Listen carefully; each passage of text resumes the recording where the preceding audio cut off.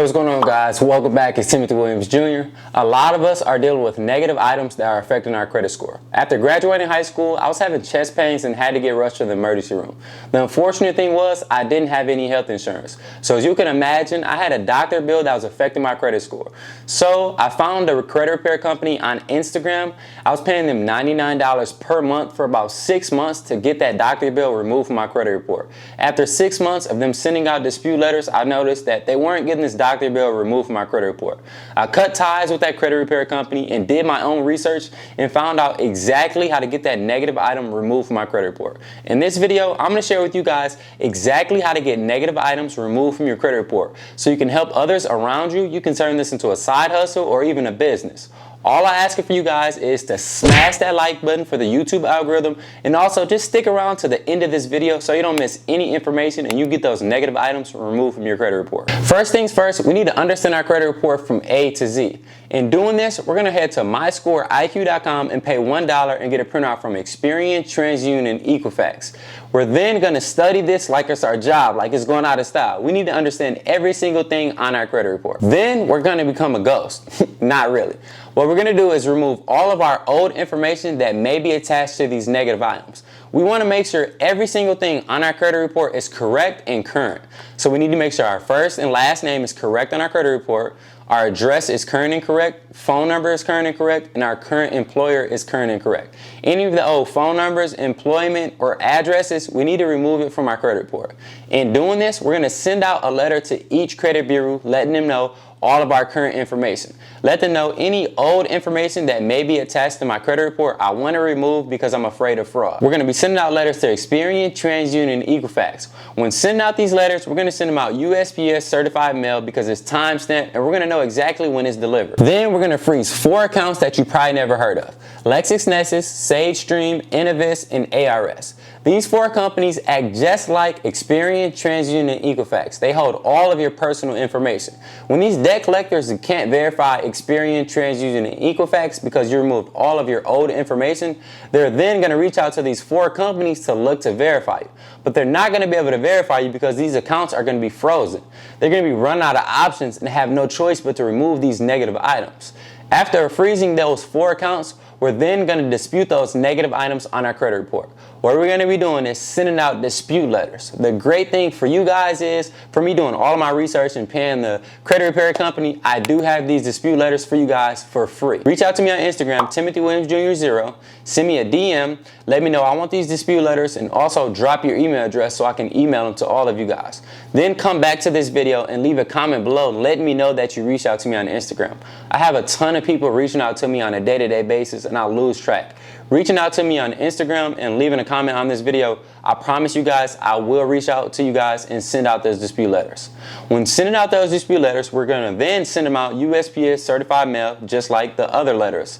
And also, we're going to send a copy of our driver's license, social security card, and also a utility bill verifying that it's us disputing these negative items. There are 4 different letters that I have for all of you guys. You have to plug in all of your information from those negative items on your credit report and send them out to each bureau: Experian, TransUnion, and Equifax. All 3 bureaus have up to 45 days to respond to you. If they don't respond within that 45 days, they have to remove these negative items from your credit report. So when sending out letter number 1, if they don't respond within 20 to 25 days, we're going to send out letter 2. If they don't respond within 20 to 25 days, we're going to send out letter 3 and then letter 4.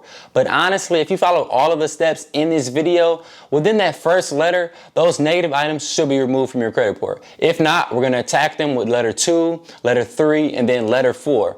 But follow everything in this video and those negative items will be removed from your credit report. So after removing those negative items from your credit report, you're proof that this method works. You can help others by sharing this video, but a lot of times people are lazy and rather pay someone like yourself to do it for them.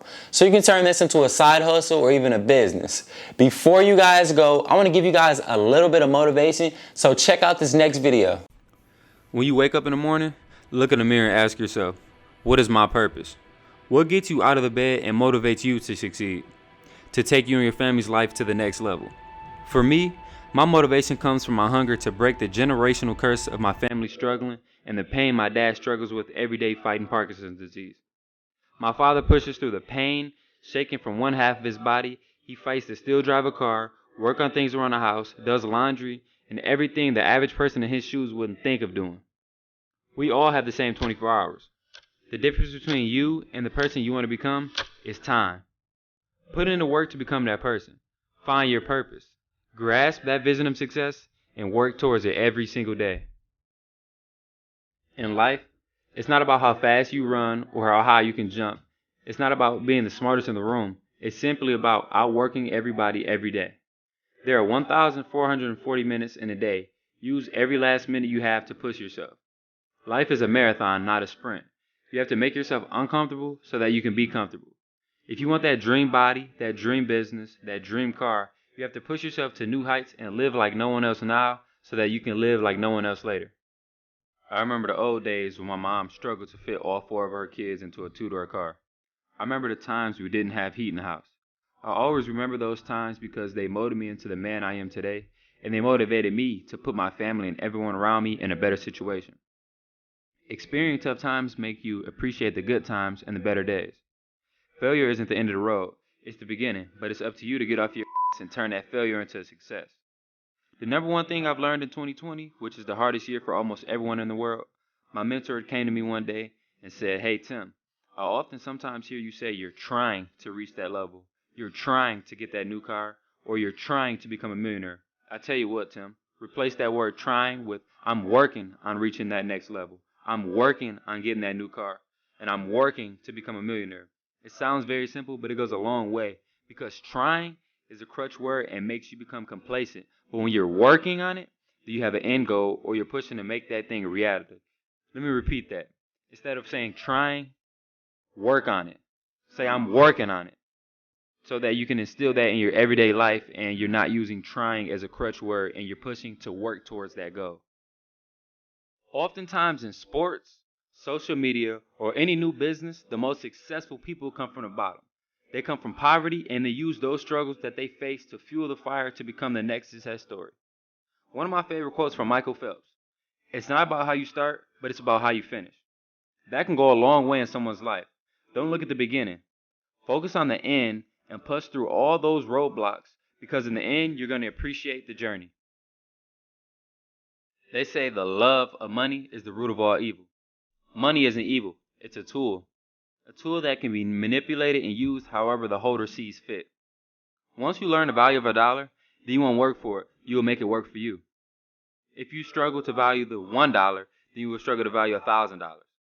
A lot of people think more money solves all their problems when they don't have a lot of it.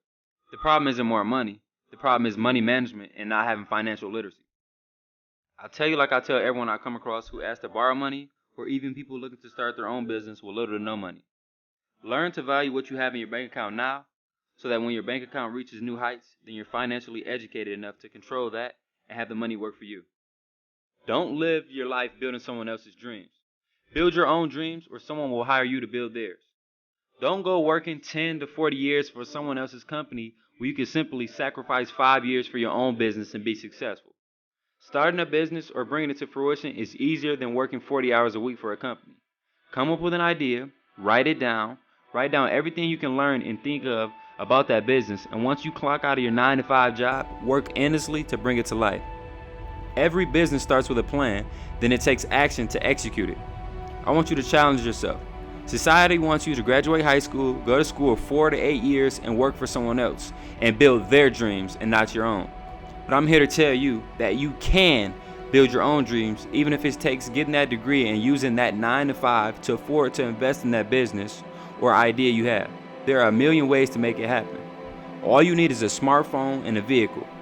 I talked to a friend of mine the other day and he told me he's making $500 a day just by delivering fruit through DoorDash. $500 a day for 365 days is $182,500. If he can do it, you can do it. We can do anything. Everyone wants to be a successful business owner or entrepreneur. But are you ready for that 3 a.m. phone call that someone's water heater is out? Someone is broke down on the side of the road and can't make it into work? Or someone is sick? Are you ready for the 16-hour work days, sometimes with zero pay for the day?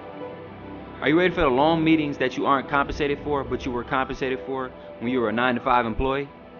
Are you ready for the struggle to find that right employee who cares only 50% of how much you care about your business? Oftentimes, people think of gaining success is determined by what they're willing to do. That's only part of it. A lot of success is what you're willing to give up to obtain it. Let me tell you this. Being a business owner or entrepreneur seems like the best route and a dream come true. If you're following the big guys on social media, they only tell you about the sun shining. They never mention when it's raining and you don't have an umbrella to hold the rain from coming down on your empire. Don't be fooled by society and the way of how successful it is being an entrepreneur or business owner.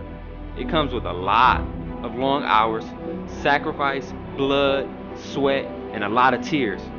But in the end, it can and will be all worth it. Just never, under any circumstances, give up or look at someone else's story and try to compare it to your own business, because it's a marathon and we all move at different paces. In life, there's one quote that everyone should live by from the great Wayne Gretzky. You miss 100% of the shots you don't take. So go out there and shoot for the stars. Chase that dream. Go start that business you envision. Go after that job if that's a dream job of yours. Go walk across that stage and get that degree. The main thing is to go get it by any means necessary. You will fail more times than you succeed. You will fall more times than you feel like you can pick yourself up. People on social media have you thinking life is only the successes, but they don't show the failures. The term "you wasn't with me shooting in the gym" is the true meaning of "you weren't there for all my failures, you only see my successes." Failure is the most important teacher in life. It's a part of the process. Like Nipsey Hussle said, life is a marathon. The marathon continues.